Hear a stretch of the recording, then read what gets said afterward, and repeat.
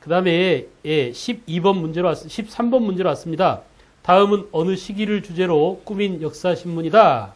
가에 들어갈 가사의 제목으로 적절한 것은 이라고 했죠.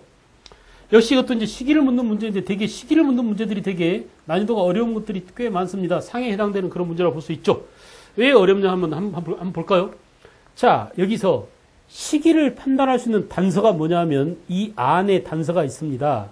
그래야 이 시기를 꾸밀 주제로서 역시 같은 시기에 들어갈 같은 주제를 골라야 되는데 여기서 지금 시기를 판단하는 근거가 뭐냐 하면 임금이 왕실과 혼인할 수 있는 명문가의 범주를 카테고리를 정해서 이러이러한 사람들은 우리 왕실하고 결혼을 할 수 있을 만큼 가문이 좋은 집안이다라고 범주를 정해줬는데 자 봅시다.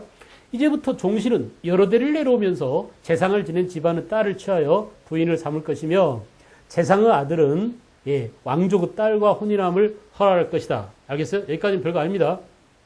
자 보십시오.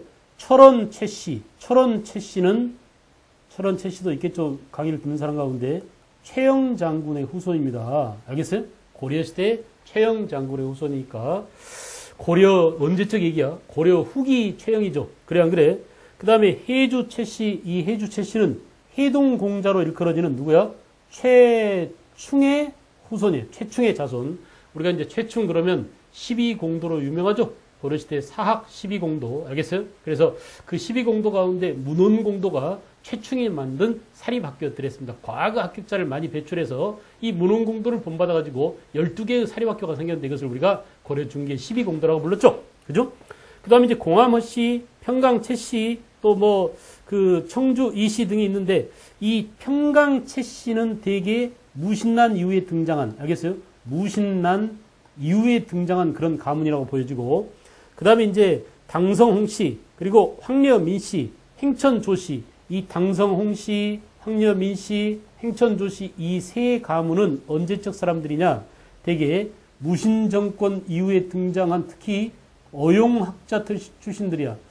우리가 이제 앞에 문제 풀면서도 배웠죠. 최후시대에 서방을 설치하고 이규보, 최자, 이인노 이런 사람들을 많이 끌었었는데 그래서 무신정권 이후에 등장한 어용학자 출신 가문이 바로 당성홍씨, 황려민씨, 행천조씨 이런 사람들이다. 파평윤씨는 너무나 유명한 윤관의 자손입니다. 윤관. 알겠어요? 윤관. 그리고 평양조씨는 친원파예요. 평양조씨 한번 손 들어보세요. 친원파. 기철 일당하고 똑같습니다. 기씨하고. 알겠죠? 그래서 그 친원파에 해당되는 사람들이다. 됐어요? 자, 여러분, 우리가 여기서 이 내용을 알아야 되는데 이 가문들이 언제적 명문 가문이냐라는 것을 아는 게 여러분들로서는 힘듭니다. 이게 전공자들이나 알 수 있는 그런 내용이에요. 알겠어요? 사실은 우리가 이 주어진 자료만을 보고 시기를 판단한다는 게 상당히 어려운 그런 난이도 상의 그런 문제입니다. 알겠죠? 그래서 최영이라든지 무신난 이후라든지 친원파라든지 이런 것들을 볼 때 우리는 시기는 언제라고 볼 수 있어요? 아, 이들을 일컬어서 고려말 뭐라고? 권문 세족들이라고 보는구나. 얼마나 권세가 있는지. 그래서 이들이 어떻게 했어요? 왕실과 뭘 통해서?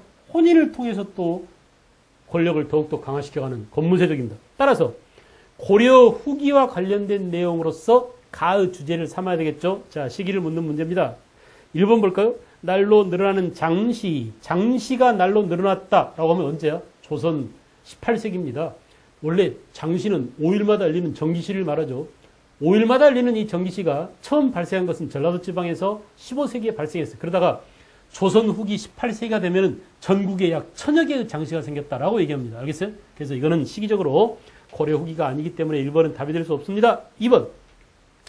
기획특집 대중화된 무명옷 의생화를 바꾸다. 무명옷이 대중화되려면 조선 전기입니다.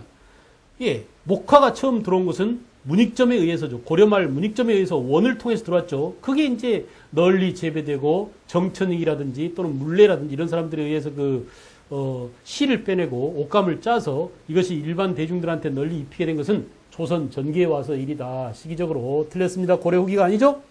그 다음에 3번 정책진단 보세요. 정책진단 주제가 뭐냐? 재정 확충을 위한 소금 전매제. 우리 역사상 소금 전매제는 고려시대입니다. 맞죠? 고려시대에 해당되고요. 그 다음에 신간 소개, 금양잡록, 농사의 생생한 경험을 담다.